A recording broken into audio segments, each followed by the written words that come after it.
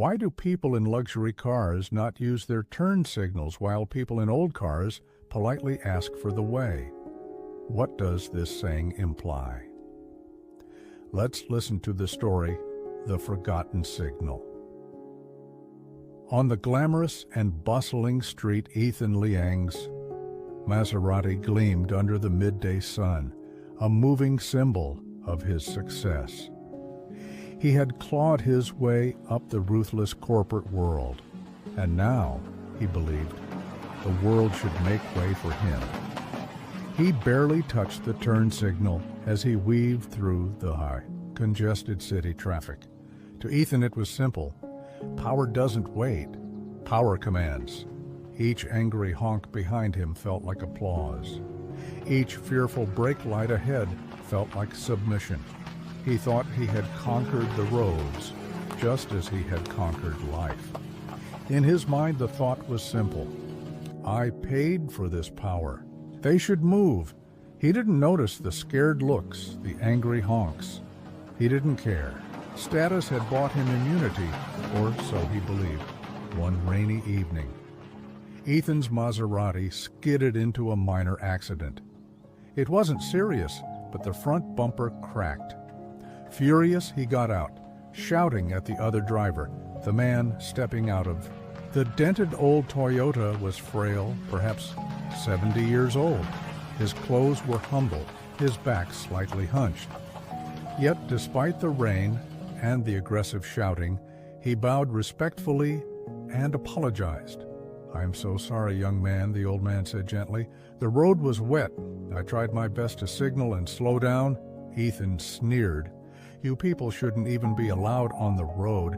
Look at this piece of junk you drive." The old man simply smiled, bowed again, and quietly accepted blame. As the old man drove off, carefully, signaling every lane change despite the downpour, Ethan shook his head. "Pathetic," he muttered. Yet something about the old man's calmness stayed with him, and just a few days later, after a long celebratory dinner and several glasses of expensive wine, Ethan roared down the empty highway. The city lights blurred into streaks of gold and red. Music pounded in the car, drowning out the world. At an intersection, he approached at full speed. He didn't slow down. He didn't signal. Because why should he? The road was his.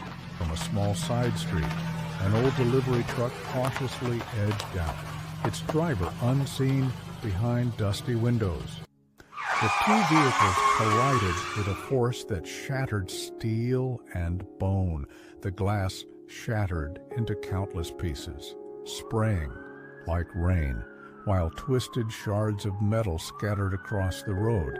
A thick column of dust and smoke rose, obscuring the devastating scene from view. When Ethan awoke, it was to blinding hospital lights and searing pain. His ribs were broken. His leg was shattered. His once prized face scarred. But worse, the truck driver had died. An old man, working late to support his family, had signaled, had obeyed every rule, and yet paid the ultimate price because Ethan had forgotten to bow. Police investigations were swift. Charges were filed. Ethan's name, once synonymous with triumph, now crawled across headlines soaked in shame. As he lay in the sterile hospital bed, his body trapped in casts and wires, the weight of his choices pressed down, heavier than any metal wreckage. All because I didn't signal. Months passed. Ethan's wealth crumbled under lawsuits. Friends evaporated. His company ousted him. His car sold at auction to pay damages. At physical therapy sessions, he learned to walk again, slowly, painfully, like a newborn calf. But the real healing was not of his body. It was of his soul. He saw visions at night, the broken truck, the old man's bowed head. He remembered every impatient honk, every smug lane change.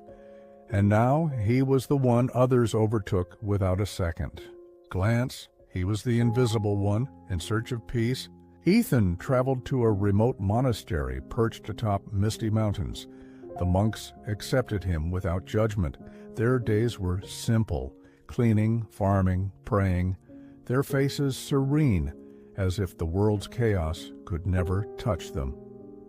One evening, as the sun sank behind golden clouds, the head monk sat beside Ethan under a Bodhi tree. "You still carry great weight," the monk said. Ethan broke down.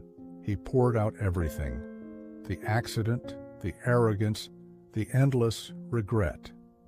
The monk listened silently, then said, "A river flows not because it seeks to dominate the stones, but because it bends around them.